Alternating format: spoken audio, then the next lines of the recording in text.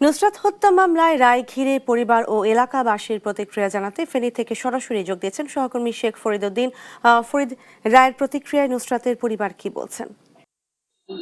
ফেনীর সোনাগাজীর দাখিল মাদ্রাসা ছাত্রী নুসরাত জাহান রাফি হত্যা মামলার আজকে উচ্চ আদালতে যে রায় হয়েছে, রায় 2 জনের ফাঁসি এবং 4 জনের যাবজ্জীবন, 10 জন খালাস পেয়েছে। এই রায়ের পর আমরা কথা বলেছিলাম নুসরাতের মা শিরিন আক্তারের সাথে। আমি এই মুহূর্তে আছি ফেনীর সোনাগাজীর উত্তর চরসান্দিয়া গ্রামে, যেখানে নুসরাতের বাড়ি। নুসরাতের বাড়িতে আছি, কথা বলেছিলাম নুসরাতের মা শিরিন আক্তারের সাথে। তাদের পরিবার যেটি বলেছে, তারা এই রায়ে সন্তুষ্ট।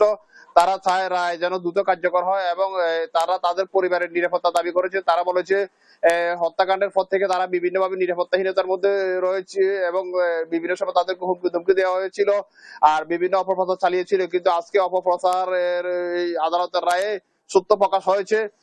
নুসরাতের হত্যাকাণ্ডের শিকার হয়েছিল, এই বিষয়টি আদালতে রায় তারা খুশি হয়েছে এবং তারা বলেছে দ্রুত যেন রায় কার্যকর করা হয় এবং তাদের বিভিন্নভাবে হুমকি ধমকি দেওয়া হচ্ছে। এই বিষয়ে প্রশাসনের তারা নিরাপত্তা দাবি করেছেন।